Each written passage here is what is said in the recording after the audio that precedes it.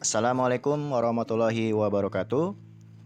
Selamat pagi semuanya. Semoga dalam keadaan sehat dan tetap semangat dalam kondisi pandemi saat ini.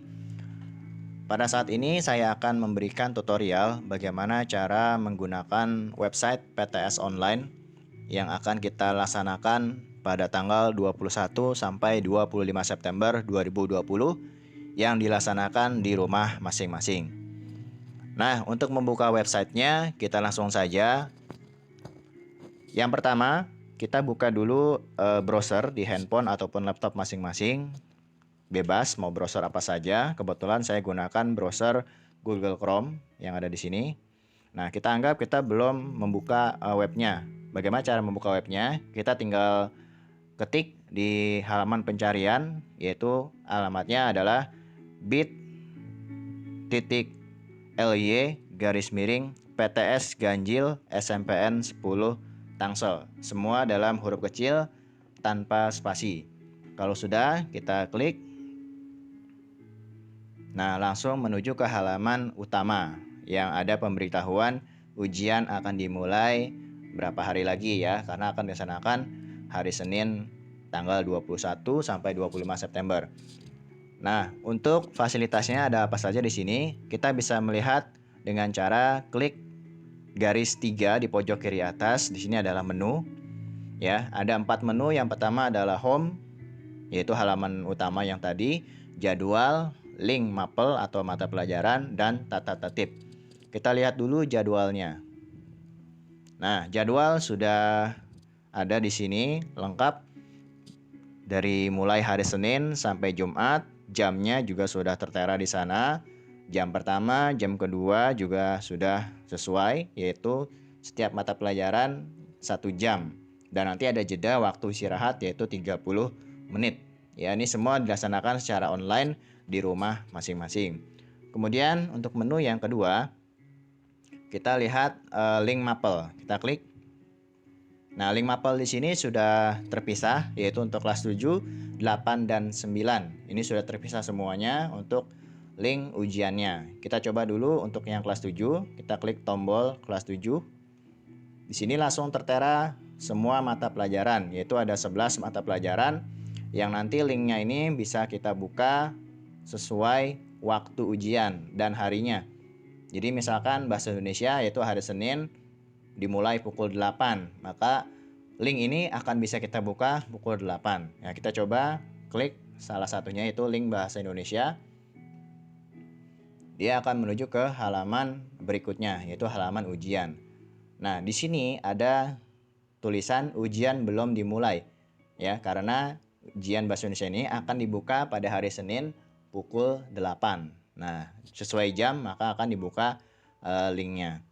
Kemudian kita tidak bisa melihat soal-soal yang lain ya, seperti yang tadi saya sampaikan sebelum waktu dan hari ujian kita mulai ya. Jadi misalkan mau iseng nih mau lihat pelajaran yang lain, apakah ada soalnya atau tidak, kita coba ya. PJOK itu jadwalnya hari Jumat. Nah, maka dia tidak akan bisa terbuka sesuai hari yang kita klik atau kita lihat. Oke, ini untuk yang kelas 7, kelas 8, dan kelas 9 juga sama ya. Ini kelas 8 ada 11 mata pelajaran, dan kelas 9 juga nanti semua ada.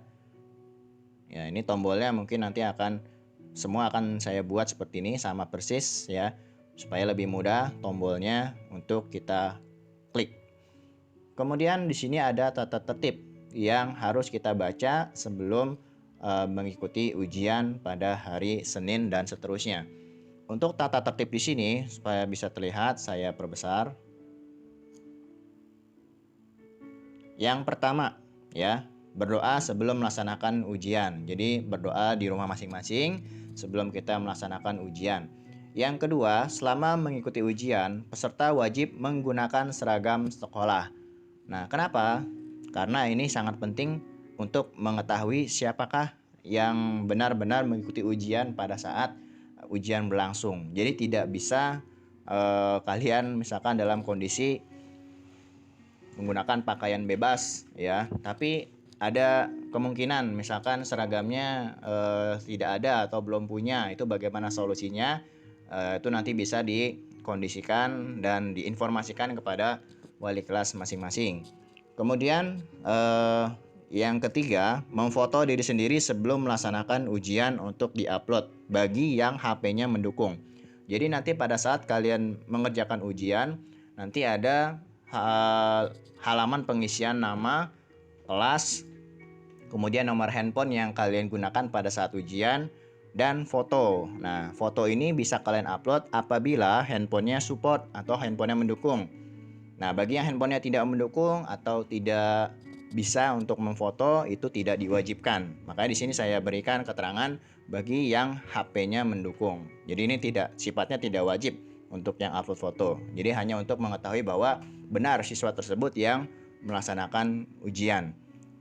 Kemudian nomor 4, mengikuti ujian sesuai dengan waktu yang telah ditentukan. Jadi jika tidak ada masalah ataupun tidak ada kendala, maka ujian itu memang harus sesuai dengan waktunya. Jadi tidak bisa misalkan siswanya baru bangun jam 10 sedangkan ujian sudah dimulai dari jam 8, maka dianggap dia tidak bisa mengikuti ujian dengan perpanjangan waktu ya. Makanya di sini kita berikan keterangan berikutnya, yang terlambat mengikuti ujian tidak diberi perpanjangan waktu.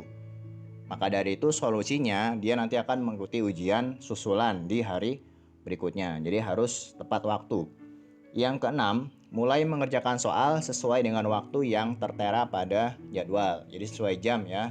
Jadi kalau tidak sesuai jam maka linknya tidak bisa dibuka. Yang ketujuh, selama ujian berlangsung peserta dilarang A. menanyakan jawaban soal kepada siapapun.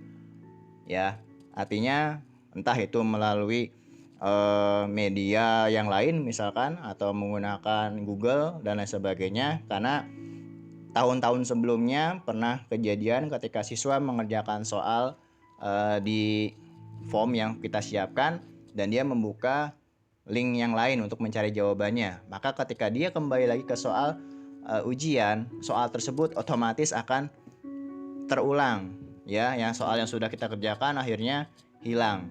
Dan kebetulan karena ini harus menggunakan email, maka siswa harus login terlebih dahulu sebelum mengerjakan soal. Ya, kenapa kita harus menggunakan email? Satu, untuk mengantisipasi jika terjadi pengulangan jawaban yang menumpuk. Nah, ini akan menyebabkan data yang akan kita seleksi terlalu banyak. Kemudian siswa juga tidak bisa melakukan kecurangan pada saat ujian. Jadi kalau dia misalkan login, kemudian dia membuka halaman website yang lain untuk mencari jawaban, maka pada saat dia kembali ke halaman ulangannya, dia akan keluar otomatis, dan itu harus kita atur di admin untuk dia bisa mengikuti ujian berikutnya. Kemudian menggantikan atau digantikan oleh orang lain. Jadi misalkan siswanya belum bangun, nah ternyata orang tuanya yang mengerjakan ulangan. Nah ini akan terlihat pada saat dia mengupload jawaban ya. Makanya di sini disiapkan email. Kemudian berhenti mengerjakan soal setelah waktu ujian berakhir. Jadi kalau waktu ujiannya selesai jam 9 dan ternyata dia belum selesai nih, nah otomatis maka soal tersebut akan tertutup dan jawaban mereka tidak bisa masuk ke database kita. Jadi dia harus mengulang ujian di waktu yang berbeda atau dikatakan ujian susulan. Yang berikutnya, seluruh soal wajib dijawab. Jadi tidak boleh dikosongkan. Jadi kalau dikosongkan dia tidak akan bisa disimpan atau tidak bisa dikirim. Jadi semua soal, misalkan ada 25 soal, maka semua soal tersebut harus terjawab. Sekalipun masih ragu-ragu, tetap harus dijawab supaya bisa dikirimkan pada saat nanti sudah selesai.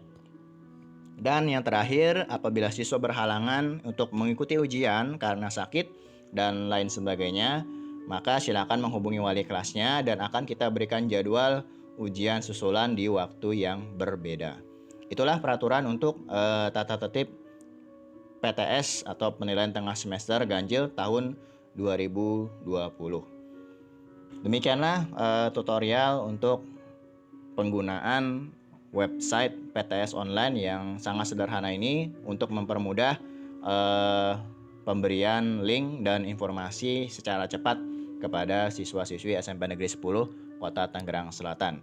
Terima kasih, kurang lebihnya mohon maaf. Wassalamualaikum warahmatullahi wabarakatuh.